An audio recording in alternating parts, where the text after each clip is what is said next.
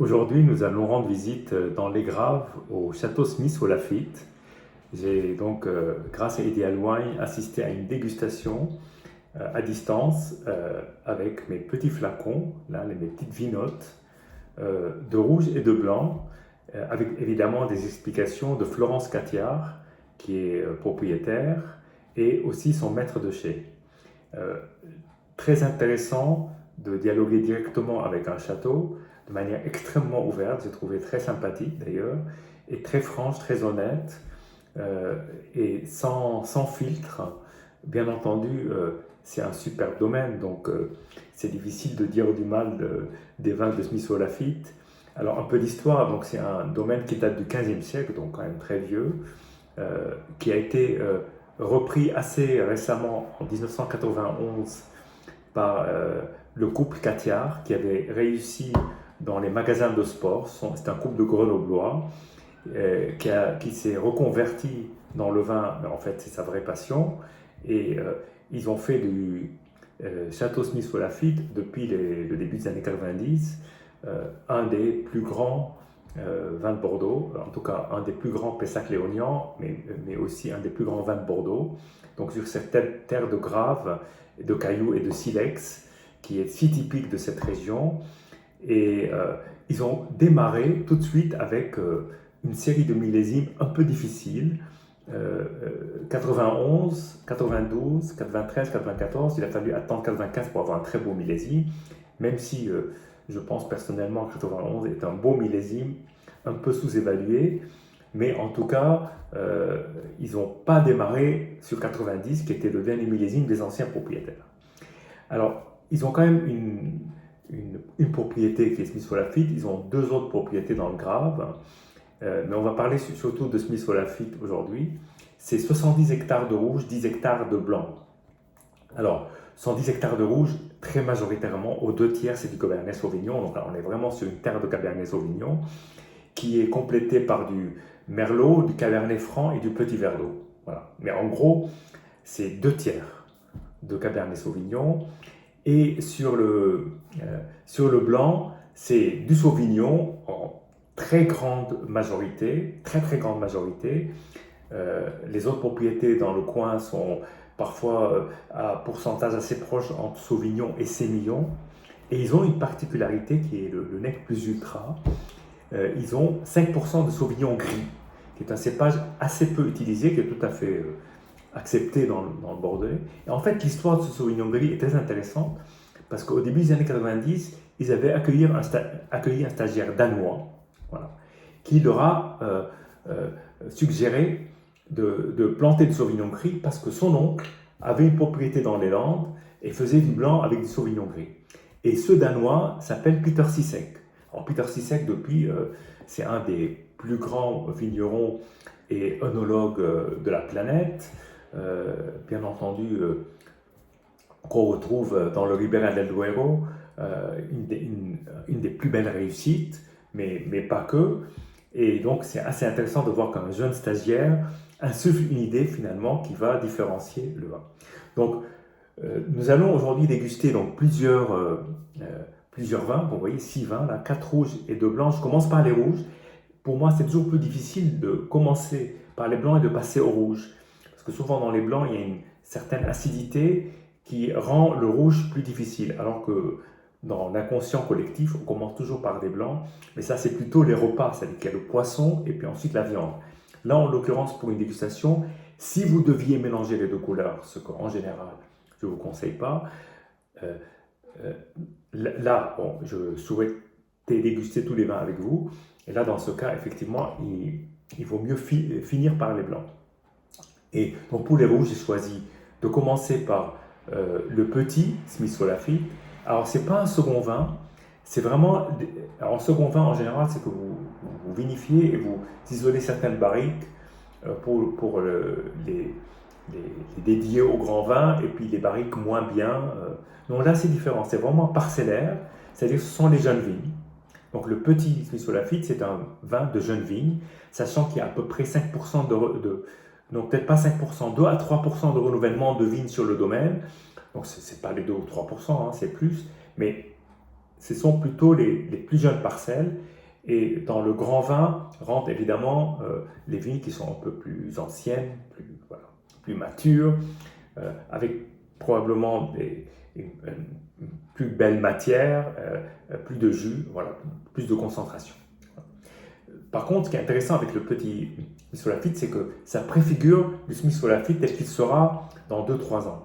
Et là, ce qui est intéressant, c'est qu'on va démarrer avec le petit Lafitte sur un 2016 qui est un très très beau millésime.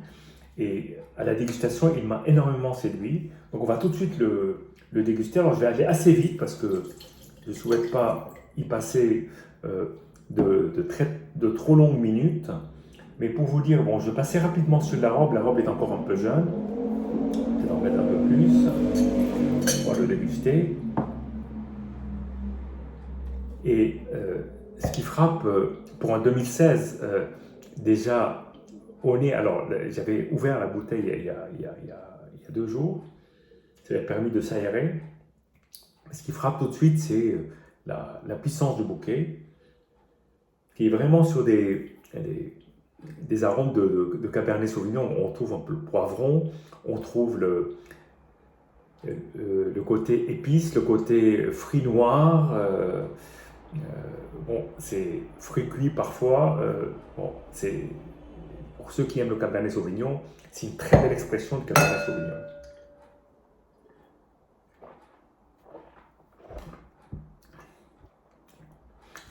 Alors, c'est un vin qui est très beau à boire aujourd'hui, mais qui en a encore dans le moteur. C'est une belle matière. Je trouve qu'il y a déjà des arômes de café, pas d'arômes évolués, mais déjà des arômes que je pourrais qualifier de moirés, pas seulement sur le fruit, mais avec une assez belle acidité et puis un très beau développement en bouche.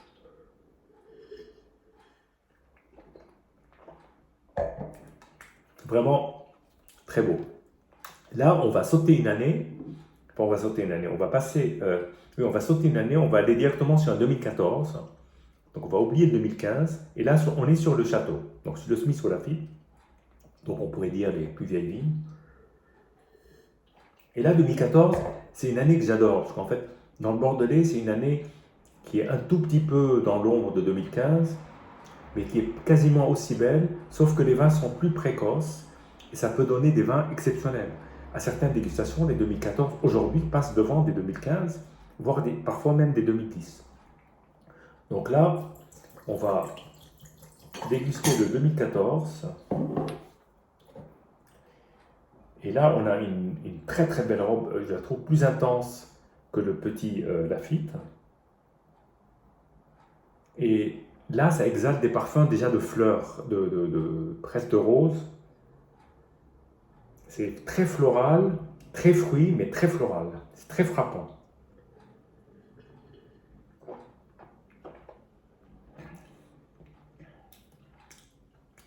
C'est magnifique. C'est magnifique, c'est une belle ampleur. Il y en a, il y a de quoi mâcher. Il y a vraiment de la matière. Et puis il y a cette fin presque torréfiée, florale, et puis fruitée quand même. Il y a beaucoup de fruits, encore un vin vigoureux, encore un vin jeune, mais un vin qui est, voilà, qui raconte une histoire.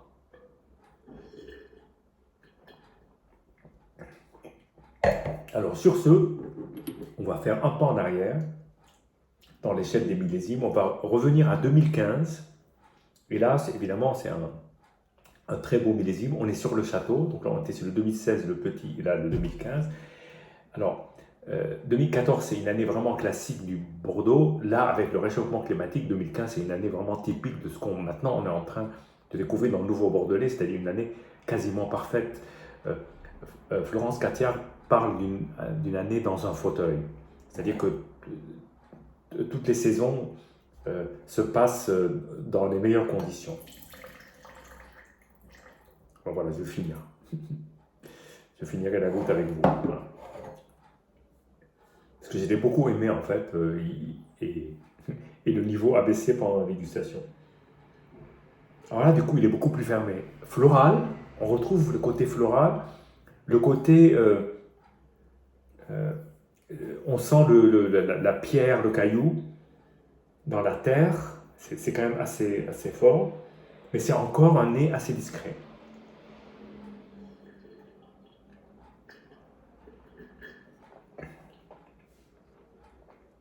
Allez, au diable l'avarice. Là, il y a plus de concentration que dans 2014, mais euh, c'est encore un peu timide, même si on sent, c'est plus long en bouche, même si on sent au fur et à mesure des arômes presque champignonnés, floraux, euh, évidemment le poivron, le café torréfié, bon, ça passe dans le bois bien évidemment, mais c'est quand même très discret, c'est très bien digéré et c'est absolument superbe. Il y a une fraîcheur dans ce vin, magnifique. Et là, on va aller dans un grand classique. Alors, on dit souvent dans le Bordelais, les très belles années arrivent par deux. Donc, il y a eu 89, 90, 95, 96. Puis il y a eu 2005, 2006, 2009, 2010. Une suite de millésimes. 2015, 2016. On dit même de 2018, 2019 et peut-être 2020, on parle d'une trilogie. Là, on est sur le 2009, pardon, le 2010, qui est pour les tenants de la propriété le plus beau millésime qu'ils aient jamais fait. Donc, voilà, no comment. Donc là, on est face à un vin qui a déjà 10-11 ans, qui est devenu un grand classique de la maison. Et là, tout de suite, c'est par rapport au 2015, beaucoup plus expressif. La même chose, mais en plus, comment dire, en plus, quoi, plus. Et là, effectivement, la robe est quand même plus évoluée et c'est plus brunâtre, voilà, c'est plus intense.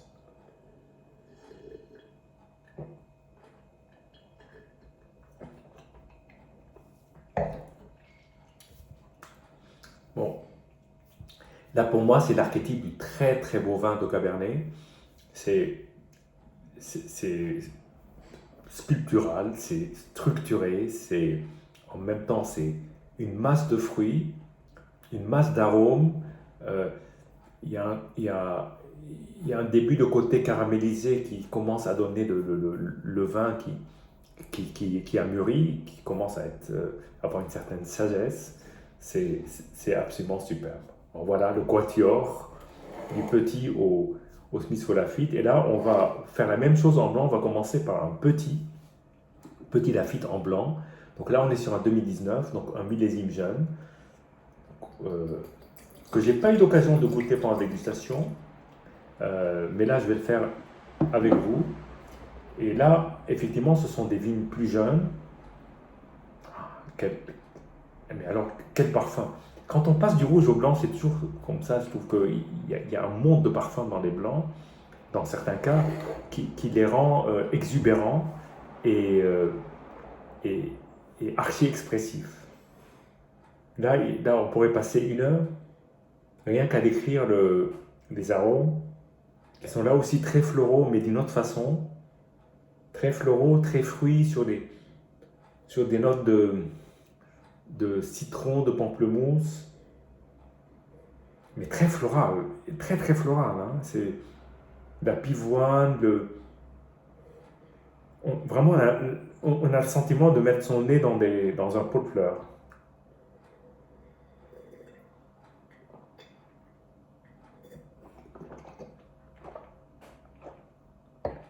Une merveille. Voilà, là il faut le boire. Peut-être que dans 2-3 ans, il sera au moins aussi bien. Mais là, un vrai plaisir en bouche.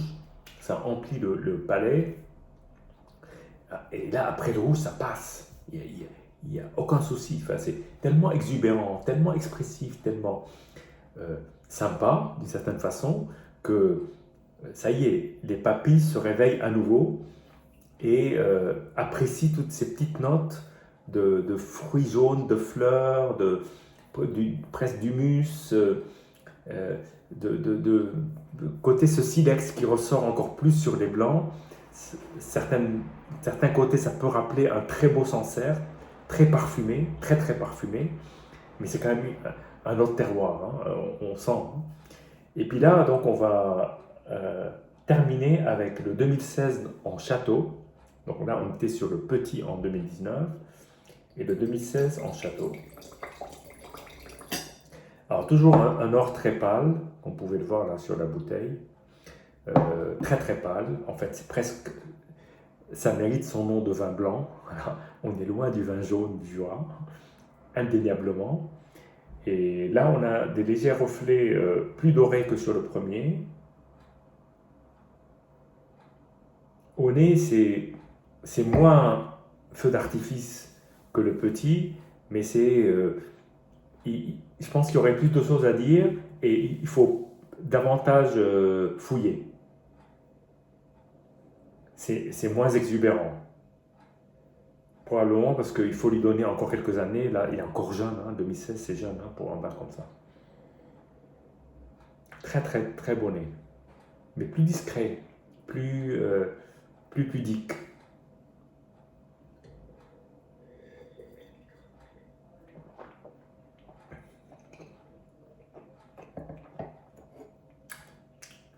Alors là, on retrouve les caractéristiques du petit, ce côté floral, ce côté légèrement citronné, une belle acidité, mais il y a un côté de, de pâte de fruits exotiques, euh, de côté friandise, euh, presque pâtisserie, un peu plus crémeux tout en étant quand même assez sec, assez élégant, très fin, et puis une superbe euh, fin de bouche. Et voilà. Sur ce, j'ai terminé mon voyage.